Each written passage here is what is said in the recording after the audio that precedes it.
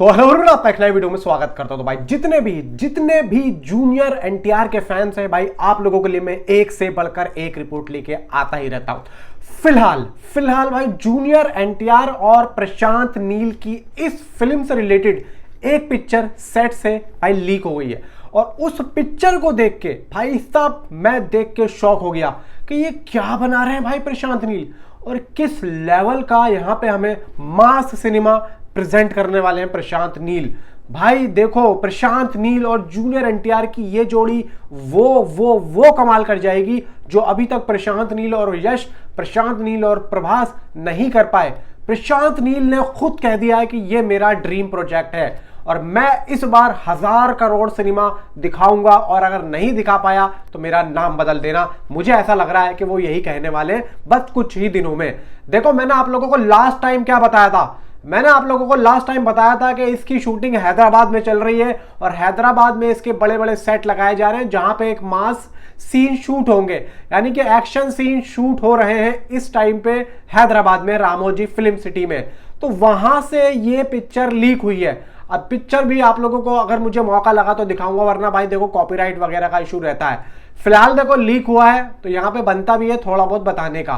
भाई उस सीन में एक ऐसी चीज मैंने देखी कि यकीनन यहाँ पे जब आपको ये सीन फिल्म में दिखेगा ना तो आप लोग भी हिल जाओगे। अब देखो, इस पिक्चर को लीक करने का मकसद मेकर्स का क्या है? सिर्फ और सिर्फ इतना है कि फिल्म के अंदर भर भर के मास एक्शन ये वो तगड़ा दिखाया जाएगा जो अभी तक हमने सलार और केजीएफ में नहीं देखा। अब देखो, यहां पे एक चीज और आ रही है कि ये लोग यहां से काम खत्म करने के बाद में भाई ओवरसीज में जाएंगे। वहां का भी एक जो है शेड्यूल प्रशांत नील ने रखा है, यानी कि मैत्री मूवी किस लेवल पे फिल्म को प्रोड्यूस कर रही है उसके बारे में तो देखो क्या ही कहा जाए, क्योंकि मैत्री मूवी भाई ये वही मैत्री मूवी है जिन्होंने पुष्पा 2 को उस लेवल तक पहुंचा दिया, अल्लू अर्जुन को आसमानों तक पहुंचा दिया जो आज तक कोई भी प्रोडक्शन हाउस अल्लू अर्जुन को नहीं पहुंचा पाया।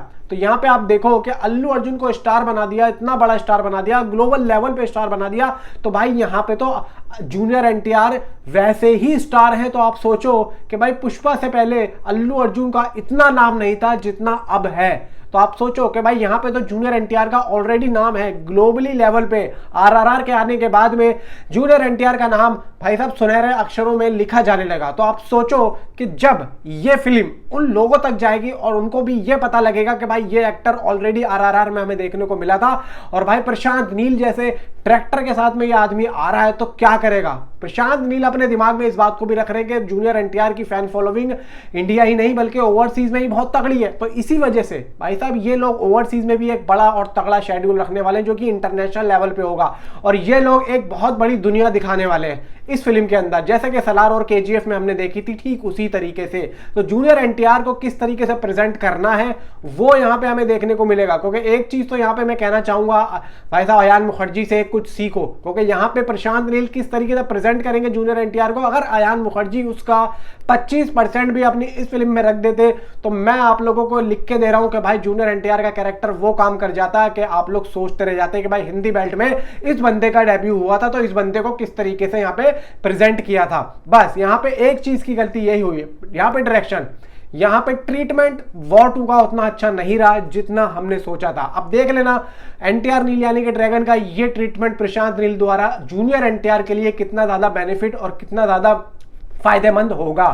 हालांकि मूवी के अंदर भाई रुक्मणी वसंत भी है। अभी मतराती फिल्म आई थी, एक इंटरव्यू के दौरान में शिवा कार्तिकेय और रुक्मणी वसंत वहां पे बैठी हुई थी। तो एक रिपोर्टर ने पूछा कि क्या सीन है ड्रैगन का, तो यहाँ पे रुक्मणी वसंत के मुंह से कुछ नहीं निकल रहा है, उनकी सिर्फ और सिर्फ गर्दन हिल रही थी। तो वहां से एक चीज समझ में आ जाती है कि मूवी के अंदर भर भर के जो हम देखना चाहते हैं वो चीज हम लोगों को मिलेगी ही मिलेगी।